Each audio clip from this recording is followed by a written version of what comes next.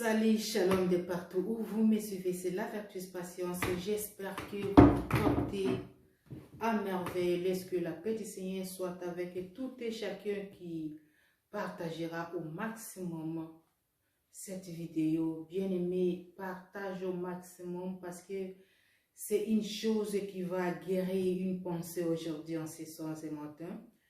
Je ne sais pas à quelle heure vous allez me suivre, vous savez. J'aimerais parler de quelque chose qu'on appelle de la langue, en fait. Ou soit, je peux l'appeler, je peux dire comment? Le langage. Nos langages. Notre façon de parler à nos frères et sœurs. Notre manière de faire. Notre manière de nous comporter. Je peux dire comment? Peut-être l'attitude, en fait. Parce que ça englobe tout ce que je vais vous parler en ce moment. Vous savez, il y avait une dame dans la Bible, si vous lisez dans 1 Samuel, chapitre 1, verset 12 en allant, vous saurez comprendre l'histoire d'une femme appelée Anne, qui fut la femme de Elkana et la rivale de Pénina. Vous savez, cette dame a été méprisée.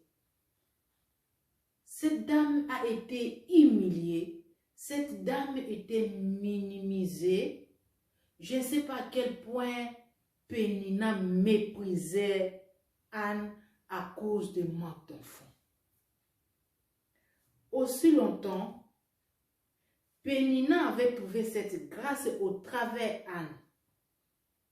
Si Elkana avait eu des enfants avec Pénina, ce n'était pas vraiment dépendamment de sa volonté.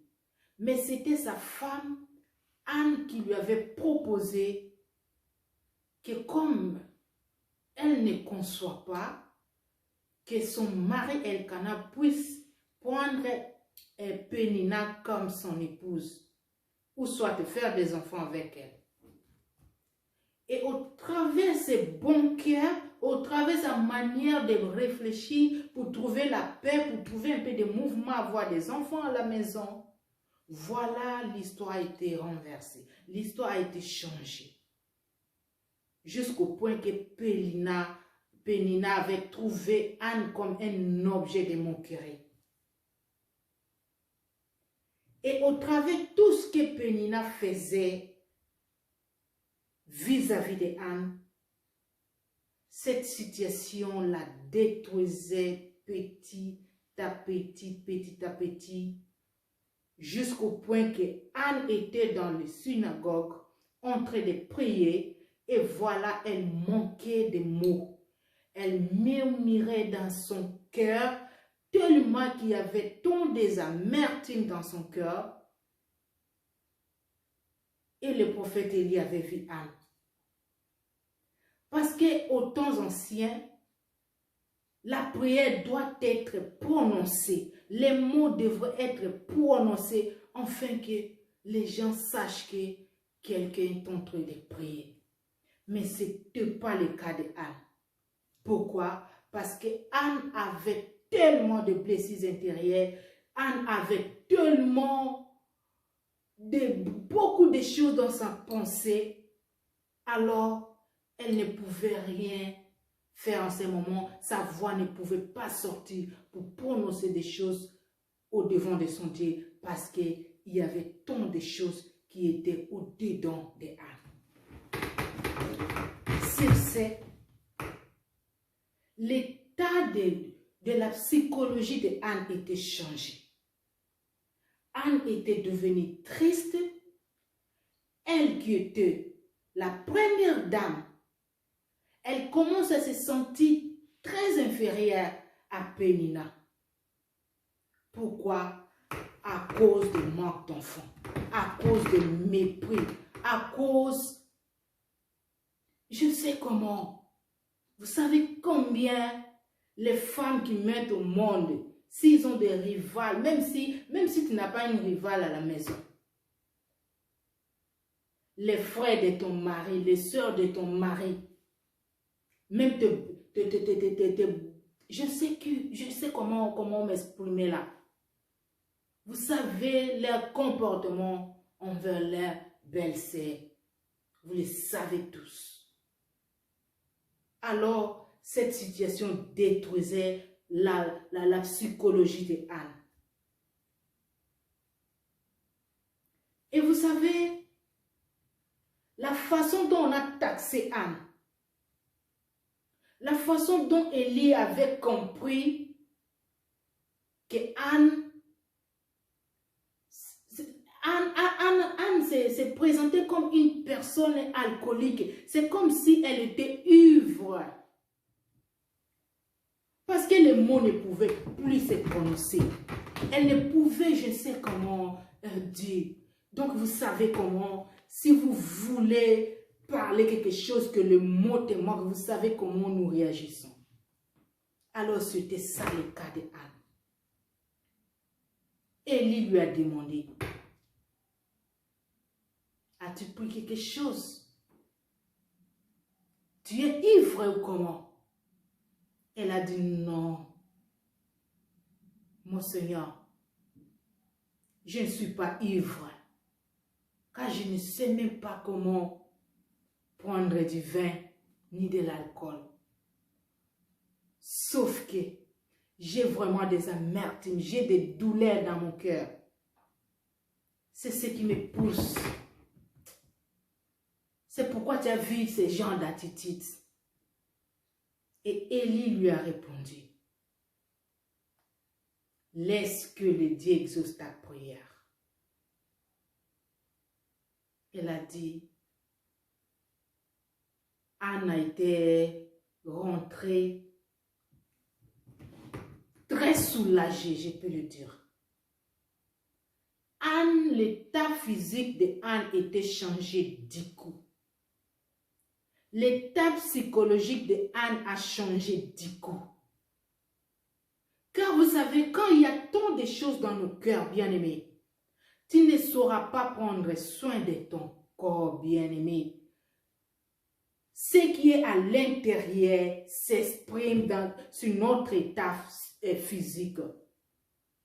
Parce que ce qui touchait la mémoire de Anne était manifesté physiquement. Elle était devenue bizarre. C'est pourquoi nous voyons, si tu as tant de soucis, bien-aimé, tu perds ta beauté, même si tu prends, je ne sais pas, de lait de beauté, je ne sais pas quel genre de lait de beauté que tu utilisais avant. Tu verras que ça ne colle plus. Pourquoi tout ça? Parce que ton état d'esprit n'est pas en bon état. Chers frères et sœurs, lorsque Anne était rentrée chez elle, la Bible déclare, si vous lisez dans 1 Samuel, vous saurez, Anne commençait à manger, Anne se rétablit en un coup, sans pourtant aller chez un médecin, sans pourtant aller chez un psychologue. Donc, Anne s'est rétablie dans quelques minutes.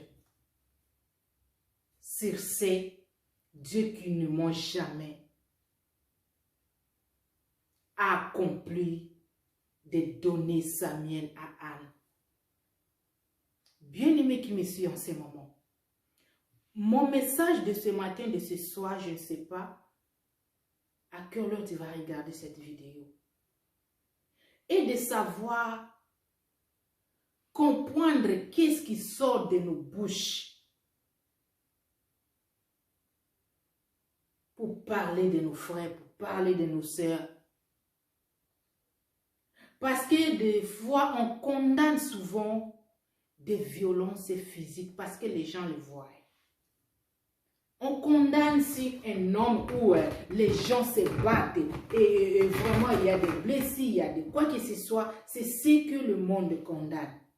Mais ce qui est au-dedans de nous, il n'y a personne qui peut le voir si ce n'est pas Dieu. Il n'y a personne qui ne peut condamner ça. Mais nous nous détruisons à petit feu au travers de nos langages, au travers de notre comportement, au travers de notre façon dont nous nous affichons au devant de nos frères et sœurs bien-aimés. Ce qui avait déstabilisé la pensée, la psychologie de Anne, c'était de mépris de Pénina envers Anne. Son mari ne lui a jamais dénigré, malgré Anne a passé tant des années dans la stérilité, son mari ne lui a pas méprisé. Mais Pénina, comme elle avait vu qu'elle a déjà eu des enfants avec Elkana, pour elle, elle trouvait que c'est elle qui a clôturé tout, alors Anne n'était rien. Alors ces gens de mépris qui nous détruisent, bien-aimés, nos comportements, si on peut dire notre comportement, notre façon de parler, notre façon d'agir envers nos frères et sœurs, bien-aimés, ça nous détruit. Nous mourrons avant l'âge à cause de la destruction morale. C'est que la Bible nous parle et que la langue, c'est une petite chose c'est le membre, je ne sais pas, une petite chose, mais ça nous détruit la vie. J'avais parlé dans l'une de mes vidéos que quelqu'un peut t'insulter juste pendant 2 minutes. Mais cette situation, ce qui était sorti pendant 2 minutes, peut être gravé dans ton corps ou dans ton esprit tout au long de ta vie.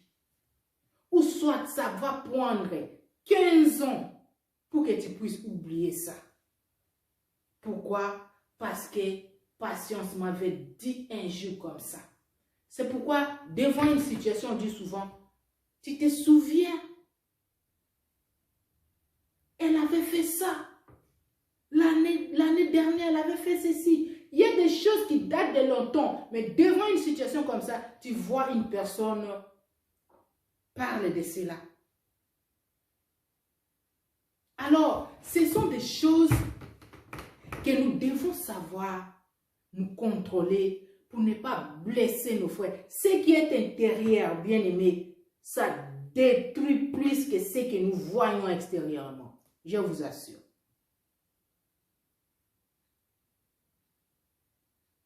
Tu penses dire, hein, ok, je lui ai dit ça. Elle saura savoir combien moi je suis. Il saura combien ça... Bien aimé, tu penses que tu es au-dessus de tout. Tu es, je ne sais pas comment, quelle classe tu te mets. Mais sache que nous sommes tous que des poussières. Même quand je vois des gens qui passent à la télé dire « Je suis ceci, je suis danger, c'est moi ceci, c'est moi cela ». Bien aimé, il n'y a aucune personne qui restera la pierre. Il n'y a aucune personne qui va monter encore dans le ciel comme Jésus et Élie avaient monté. Aucun. Aucune personne, bien aimée. On sera tous enterrés. Des gens renommés qu'on le connaissait. Même leurs noms sont fixés dans des Bibles. Bien aimés, ils sont sous la terre. Pourquoi tu te vantes? Tu veux te prendre pour qui? En détruisant les autres moralement. Vous savez, il y avait aussi un homme, il s'appelait Nabal. Vous savez comment cet homme méprisait sa femme? Un homme méchant. La personne que tu méprises, bien aimé, il y a quelqu'un d'autre qui gêne de pouvoir voir un mari comme ton mari. Il y a un mari qui prie Dieu de pouvoir voir une femme comme ta femme que tu la négliges, bien aimé. Il y a des parents qui prient à Dieu de pouvoir voir des enfants comme tu as. Oh, bien aimé.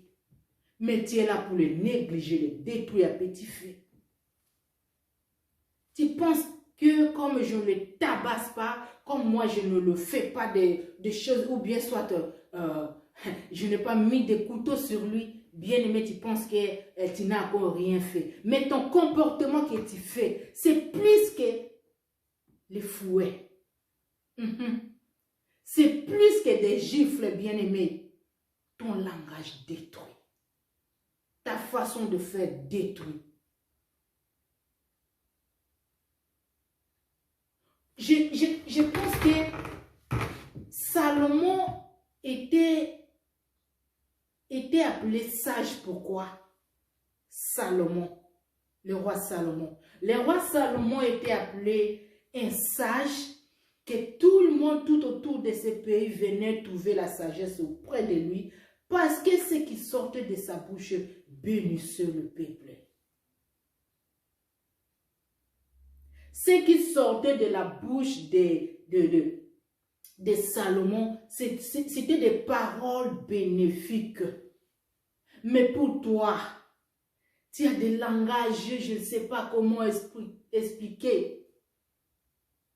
Des paroles tranchantes. Tu dis, on saura que c'est moi qui parle. Bien-aimé, tu es en train de détruire le moral des gens. Tu es en train de faire mourir les gens par des AVC à cause de ton langage. Tu parles mal. Tu te comportes très mal. Il y a aussi des gens, ils ne parlaient pas. Ils ne parlaient pas pour savoir que tu avais parlé. Mais sa façon de faire. Vous ne saviez pas que les yeux, notre façon de voir, nos regards sont des langages. Notre mouvement de corps, ce sont des langages. Tout ce que nous faisons, bien-aimés, ça donne un message. Alors, il y en a d'autres, ils sont là. Ils n'ont jamais parlé. Mais des actions. Oh, leurs actes, ça détruit le moral des gens qui habitent chez lui. Non. Arrêtons ça. Vous savez, les gens qui ont des malbouches, ils ont tendance d'oublier trop vite qu'ils avaient dit quelque chose qui a blessé le cœur d'une personne. Ils oublient pendant quelques minutes. Mais la personne qu'on lui a insultée, qu'on lui a humiliée, qu'on lui a méprisée, bien aimé, cette situation grave tout au long de la vie, non. Un papa à la maison, une maman, un éducateur, un pasteur, surtout vous, contrôlez vos langages. Contrôlez vos façons de faire. Nous qui disons que nous sommes de Dieu, marquons vraiment la différence. Marquons vraiment la différence de ne pas tuer nos frères et sœurs à petit feu par nos langages. Le langage nous détruit tellement que personne ne saura comprendre. Tu peux voir quelqu'un passer comme ça. Il est comme ça, rempli dans son cœur, avec des problèmes, avec des blessures. Et il commence à vivre dans des doutes. Il commence à vivre dans des complexes d'infériorité. Il commence à vivre dans l'incertitude. Donc, il n'a plus de futur parce qu'il se sent méprisé. Il se sent humilié, calomnieux. Il se sent, je ne sais pas, bien-aimé. Contrôlons ce qui sort de nos bouches avant de le faire sortir.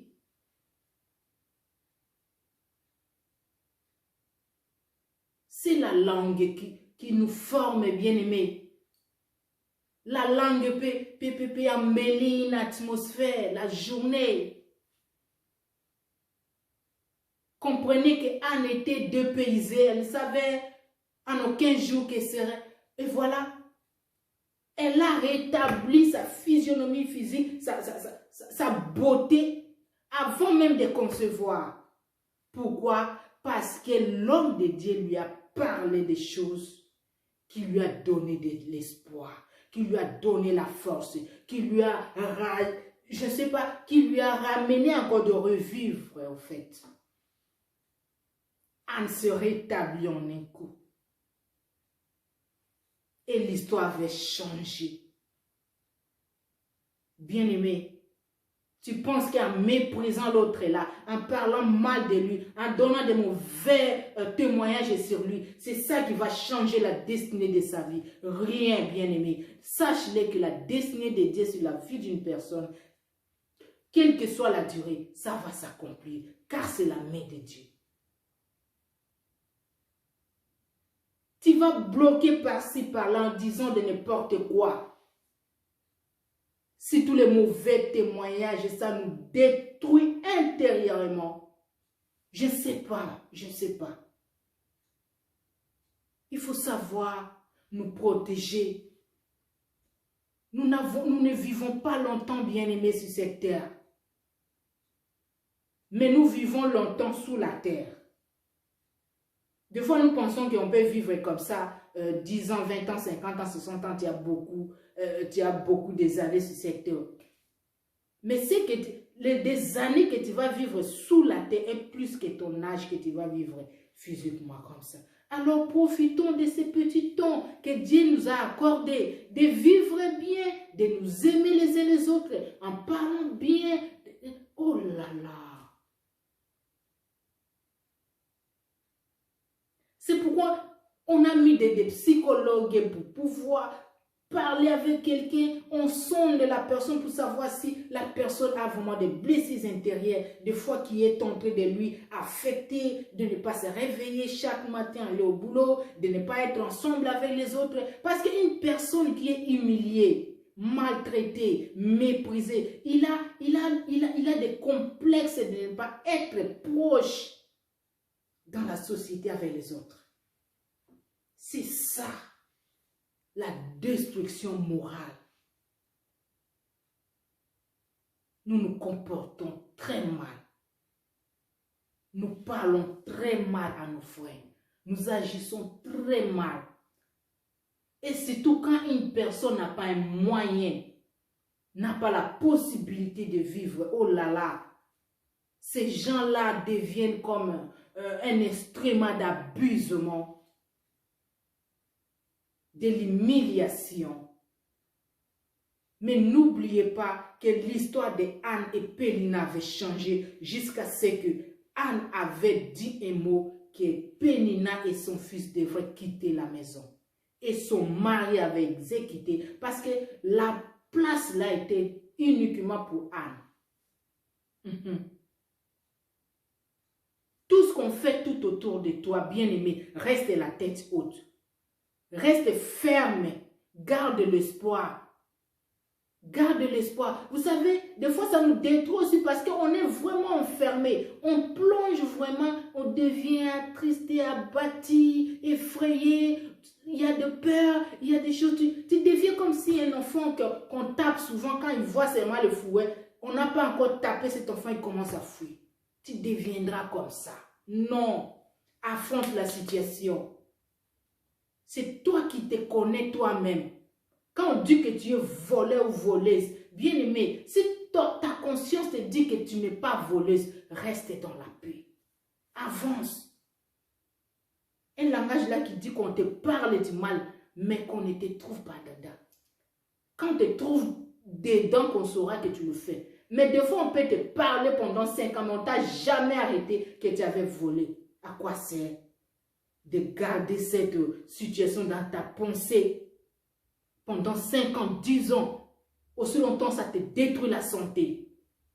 Non, cesse. Ça n'a pas de sens. Ça n'a pas de sens. Reste dans la paix. C'est toi qui te connais toi-même. Tu connais ta vie, comment tu te sens. Ne te laisse pas, je ne sais pas, ne te laisse pas manipuler par les mauvais témoignages. Ne te laisse pas manipuler par des choses. Même si on parle des choses, quand, oh bien aimé, il y a des choses, il y a des problèmes qui arrivent. Les problèmes atteignent souvent les hommes, n'est-ce pas? Et la Bible qui dit atteint souvent les justes.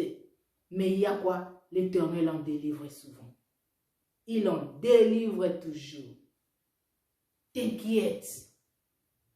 Je sais que ce n'est pas facile de surmonter des mauvais témoignages, des fautes, des fausses paroles, des insultes. Il n'y a aucune personne qui peut accepter d'être manipulée. Mais bien aimé, garde l'espoir. Garde l'espoir que c'est un moment, ça passera. Les problèmes qui arrivent dans nos vies, ce sont... Moi, je le comprends comme des situations qui passent dans des internautes. Parce que ça va passer, tu dis, oh là là, dans 2-3 jours. C'est parti, on oublie. C'est comme ça. Ne te tue pas, ne te détruis pas la santé à cause de mauvais témoignages, à cause de faux témoignages, avec du langage que les gens nous insultent, nous ridiculent, nous méprisent. Et tu penses cette situation, tu graves ça dans ta pensée et tu commences à développer petit à petit des maladies dans ton corps et un jour subitement comme ça, on dira seulement pouf, la personne était tombée, la personne avait piqué des crises, la personne avait perdu la connaissance. À cause de quoi? À cause des choses intérieures, à cause de blessures intérieures que nous gardons dans nos cœurs, qui nous fait détruire petit à petit et ça va nous amener à la mort. Il faut savoir qu'est-ce que nous prononçons dans nos bouches. Il faut savoir qu'est-ce que nous faisons avec nos frères, nos actes, notre façon d'agir. Parce que ça reflète, c'est un langage, c'est un message que nous sommes en train de transmettre. Alors, durons beaucoup d'attention de ne pas nous détruire les uns les autres. Aimons-nous autant que nous sommes vivants. Ce n'est pas que je vais lui montrer que c'est moi qui est forte, c'est moi qui est ceci. Mais demain ou le lendemain, quand tu attends que je suis plié, tu commences à pleurer, à regretter. Et tu vas regretter là je ne serai plus en vie. Je suis déjà morte. Et qu'est-ce que tu as fait? Il serait mieux de nous protéger. Il serait mieux de nous aimer aussi longtemps que nous sommes encore vivants. Parce qu'on ne sait pas ce qui est à l'au-delà. On ne sait pas. Oh là là. C'était ça le message que je voulais passer en ce moment. Aimons-nous autant que nous sommes sur cette terre.